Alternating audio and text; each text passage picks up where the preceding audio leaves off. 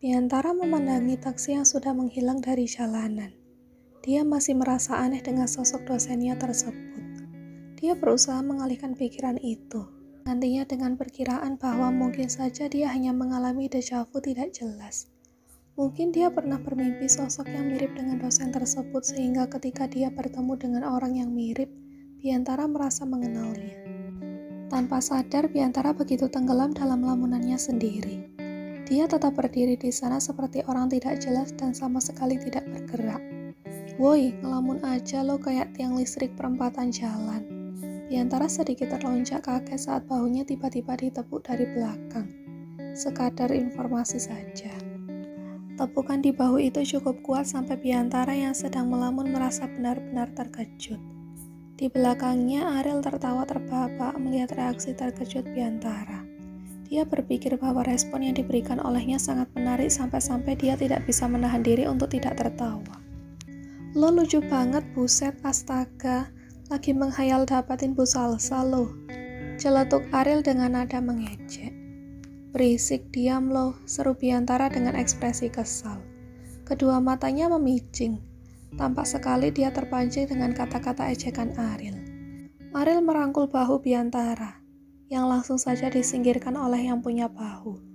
Ariel terus tertawa-tawa seperti orang gila sebab reaksi Biantara sangat menarik baginya. Apa predikat sebagai pangeran kampus udah hilang dari diri lo? Kok bisa sih seorang Biantara diabaikan sama cewek? Apa besok Indonesia bakal turun salju? Ariel tidak henti-hentinya mengejek Biantara. Dia sangat kesal. Mengapa pula adegan dia yang diabaikan oleh Bu Salsa harus dilihat oleh Ariel yang notabene sangat senang menggodanya? Lo bisa diam gak sih? Kuping gue tuli lama-lama dengerin omongan lo yang gak bermutu itu. Ariel menaikkan sebelah alisnya, tetapi lagi-lagi tertawa geli. Melihat Biantara gusar dan gampang terpancing oleh godaannya. Benar-benar menjadi hiburan tersendiri untuk Ariel. Apalagi dia menyaksikan Biantara yang selalu dikejar-kejar banyak perempuan di kampus mendadak diabaikan begitu saja. Jelas sekali pasti harga diri Biantara terluka. Tapi Bu Salsa hebat banget deh. Dia nggak tergoda sama cowok buaya kayak lo. Kalau Bu Salsa sih pria idamannya pasti yang soleh dan rajin. Iya kan? Biantara memutar bola matanya. Dia tahu kemana arah pembicaraan ini. Dan dia juga jelas tahu bahwa Ariel sedang mengejeknya. Biantara jelas-jelas tahu bahwa dia tidak masuk dalam kategori rajin apalagi soleh. Tujuan lo ngomong begini buat apa sih? Kalau lo cuma mau ngerocos gak penting, mending diem. Ariel mengangkat kedua tangannya, menunjukkan gestur seperti seseorang yang menyerah. Namun ekspresi di wajahnya sangat kontras. Dia tetap saja menunjukkan ekspresi mengejek khasnya. Santai bro, gampang banget sih terpancing. Lo kalau marah-marah terus ntar cepet tua. Biantara mendecak. Lo yang mulai anjir. Memangnya lo gak ngerasa terluka? Biantara mengeringit. Hah? Ya lo kan Biantara sang pangeran kampus. Gue kira semua cewek yang setidaknya ada di kampus ini bakalan bertekuk lutut kalau sama lo. Tapi ternyata masih ada spesies cewek unik yang enggan sama lo. Itu tandanya lo benar-benar menjadi pria sejati ya. Predikat pangeran kampus lo juga enggak sepenuhnya valid. Biantara mulai terusik dengan ucapan Ariel. Awalnya dia mengabaikan saja semua ocehannya dan menganggap hal itu sama saja dengan kebiasaan Ariel yang biasanya suka menggodanya dalam berbagai hal. Namun kali ini, ketika Ariel mengatakan bahwa dia bukan pria sejati hanya karena satu dosen wanita mengabaikan dia, Biantara merasa ada gejolak aneh di dadanya. Jujur saja, dia berpikir bahwa itu menderai harga dirinya. Mau lo apa dengan ngomong kayak gitu ke gue, ha? Tantang Biantara yang sudah semakin muak mendengar ocehan Ariel. Ariel menjentikkan jemarinya sembari menyeringai. Buktikan dong. Biantara mengerutkan dahi, bingung dengan maksud membuktikan apa yang dikatakan oleh Ariel. Apaan? Hah? Ariel menganga. Apa yang harus gue buktiin, dodol? Ucap Biantara sembari memukul pelan kepala temannya itu. Aduh sakit woi, kalau gue jadi goblok lo bisa tanggung jawab. Keluh Ariel sembari mengusap-ngusap kepalanya. Biantara mendesah pelan. Lebay lo, dari awal kan emang otak lo gak sampai 100. Sialan. Ya udah, jadi apa yang harus gue buktiin? Tanya Biantara lagi. Karena Bu Salsa mengabaikan lo, jadi lo harus bisa dapetin nomor HP beliau. Sekalian lo juga harus bisa ngajakin Bu Salsa kencan. Ya paling enggak ke restoran yang mahal gitu. Lo kan kaya. Biantara menecap mendengar tantangan yang diberikan oleh Ariel. Dia sendiri adalah jenis orang yang tidak suka diremehkan. Bahkan ketika Ariel bercanda sekalipun, jika ucapannya masih berkaitan dengan tantangan, Biantara akan secara otomatis menganggap hal itu dengan serius. Dia tak suka ketika dirinya sendiri dianggap tidak mampu atau mundur dari tantangan yang diberikan. Jiwa bebasnya yang menggebu-gebu untuk membuktikan diri membuat dia gampang sekali menerima tantangan dari orang lain. Apa balasan dari lo kalau misalnya gue berhasil dapetin nomor HP Bu Salsa sekaligus ngajakin dia kencan ke restoran? Tanya Biantara. Api semangat di dalam hatinya semakin berkobar. Akan lebih menyenangkan jika Ariel bisa memberikan taruhan yang sepadan. Jadi Biantara harus memastikannya terlebih dahulu apakah hal itu cukup menarik. Enaknya apa ya yang harus gue lakuin ya? Sesuatu yang cukup seru untuk dijadikan taruhan. Biantara suka dengan ucapan Ariel. Benar, dia suka taruhan dan jelas sekali suka kemenangan. Sejauh ini Biantara selalu menang dalam hal apapun. Kemenangan adalah segalanya. Cepetan kalau ngomong, gue gak punya banyak waktu buat ngeladenin lo yang gak jelas. Keluh Biantara. Ariel menyikut lengan Biantara dengan kesal. Sabar woi, gue hitung ya. 1, 2, Iya anjir, gak sabaran banget sih lo. Ya udah, kalau lo berhasil dapetin nomor HP Bu Salsa sekaligus ngajakin kencan beliau ke restoran yang bagus, gue akan ngerjain tugas kuliah lo selama 3 bulan. Biantara mengusap dagunya seolah-olah sedang berpikir. Nanggung banget cuma 3 bulan. Kenapa nggak sekalian aja lo kerjain tugas kuliah gue selama 1 semester? 6 bulan gitu? Ariel membelalak. Gila lo, nggak seimbang taruhannya woi. Biantara tertawa. Jadi lo takut ya? Diam-diam lo udah mikir kalau gue akan berhasil dapetin nomor HP Bu Salsa sekalian ngajakin kencan. Ariel menggeleng kencang. Cih, enggak lah. Barusan aja lo diabaikan sama Bu Salsa. Percaya diri banget bisa dapetin nomor HP-nya apalagi ngajakin kencan. Biantara meremas bahu Ariel sembari tersenyum licik. Lo lupa gue siapa? Gue keturunan Meyer yang bisa melakukan segalanya untuk dapetin apa yang gue mau. Nggak lama lagi Bu Salsa juga akan sama aja kayak cewek-cewek lainnya. Bertekuk lutut di hadapan gue. Ariel sedikit bergidik melihat tatapan tajam Biantara. Dia tahu Biantara suka dengan tantangan, dan pantang baginya untuk kalah dalam setiap tantangan apapun. Ariel sendiri sebenarnya hanya bercanda. Dia tidak menyangka jika taruhan ini akan menjadi serius. Memang benar, dia diam-diam khawatir jika Biantara berhasil dengan taruhannya. Dan dia harus mengerjakan tugas kuliah Biantara selama 3 bulan. Dia pasti tidak akan memiliki waktu untuk tidur. Woi, lo kenapa ngelamun? Tanya Biantara. Ariel mengerjap pelan. Dia tersadar bahwa sejak tadi dia tenggelam dalam kepanikannya sendiri. Hah?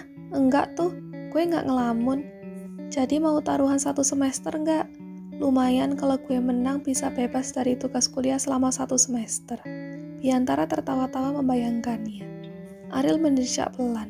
Enggak, enak aja 1 semester. Bisa tewas gue. Biantara menyeringai mendengar ucapan Ariel. Jelas sekali kalimat itu mengindikasikan bahwa Ariel akan kalah.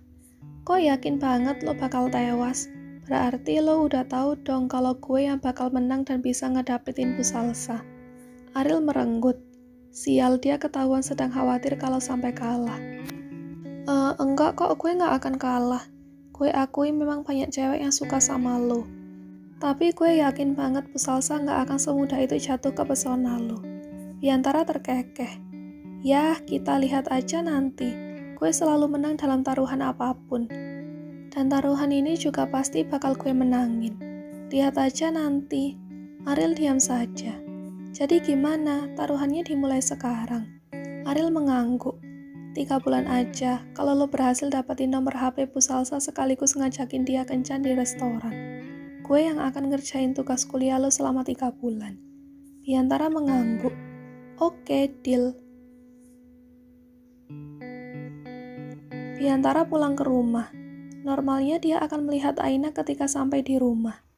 Wanita itu juga pasti akan mulai menceramahi untuk segera mengganti pakaian dan mandi jika pulang dari kegiatan di luar. Biantara cara mendengarkannya dan mengabaikan saja nasihat Aina. Lagi pula dia tidak peduli. "Bi, kemana dia?" tanya Biantara ketika dia berpapasan dengan Bi Atun yang baru selesai menyetrika pakaian. Bi Atun mengedip pelan, bingung dengan pertanyaan Biantara. "Dia siapa, Den Bian? Bibi nggak paham." Biantara menghela napas sekaligus memutar bola matanya. "Ya siapa lagi yang tinggal di sini kalau bukan Aina?" Bi Atun tertawa pelan sembari menundukkan kepala sebagai tanda meminta maaf.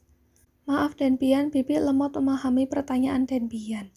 "Iya, jadi kemana dia?" "Non Aina lagi pulang ke rumah ibunya, Den. Tadi katanya Non Aina dia sedang kangen sama ibunya dan adiknya, jadi mau ketemu untuk melepas kangen," jelas Bi Atun. Biantara mengangguk-ngangguk. "Oh, oke." Bi Atun mengernyit. "Loh, Den Bian enggak nyusulin Non Aina?" Biantara mengernyit. "Ngapain juga gue nyusulin dia? Biarin aja dia pulang ke rumahnya. Bukan urusan gue." Biantara melenggang pergi begitu saja meninggalkan Bi Atun yang masih menganga mendengar ucapan Biantara. Dia sendiri tahu hubungan Aina dan Biantara memang seperti anjing dan kucing. Setiap hari ada aja keributan yang mereka lakukan. Rumah yang mereka tinggali ini cukup besar, dan keributan mereka bisa membuat isi rumah menjadi ramai. Bi Atun geleng-geleng kepala melihat sikap cuek Biantara yang langsung saja masuk ke kamarnya sendiri yang ada di lantai 2. Dia kemudian kembali fokus pada pekerjaannya sendiri yang masih belum selesai. Sementara itu, di rumah keluarga Aina, dia sedang mengobrol santai dengan ibunya. Dia sempat berbincang sebentar dengan adiknya, tapi kemudian adiknya pergi karena ada urusan. Jadi saat ini Aina hanya berdua saja dengan ibunya. "Kamu sama Bian baik-baik aja kan?" tanya Bu Nur. Aina yang sedang menikmati kudapan kue kering buatan ibunya hampir tersedak mendengar pertanyaan itu. Sebenarnya normal-normal saja seorang ibu menanyakan kabar anak dan menantunya. Tapi masalahnya ini adalah Aina dan Biantara. Tidak mungkin juga Aina menjawab sejujurnya bahwa mereka rajin berdebat setiap hari seperti Tom and Jerry. Aina tertawa pelan. "Baik kok Bu, tenang aja, semuanya aman." Bu Nur mengangguk. "Kalau ada masalah dan butuh bantuan, jangan sungkan untuk kasih tahu ibu." Aina tertawa. "Duh, ibu ini kayak apa aja sih? Aina baik-baik aja kok Bu. Memangnya ibu melihat tanda-tanda Aina dalam kondisi nggak baik kah?" Bu Nur tersenyum tipis sembari mengusap pipi kiri Aina dengan lembut. "Enggak kok, anak ibu tetap kelihatan cantik," ucapnya. Aina tersipu malu. "Ah, ibu bisa aja." "Oh iya, ibu baru aja dengar kabar kalau si Fajar itu cerai dengan istrinya," ucap Bu Nur yang mendadak ganti topik pembicaraan. Aina mengernyit. "Mas Fajar?" Bu Nur mengangguk. "Iya, mantan calon suami kamu itu. Apa kamu udah lupa?" Aina menggeleng pelan. "Masih ingat kok, Bu. Lalu kok bisa cerai, kan mereka baru nikah?" Katanya sih istrinya Fajar sulit untuk bisa kasih keturunan setelah diperiksa ke rumah sakit pas mereka mau program hamil. Aina terkejut.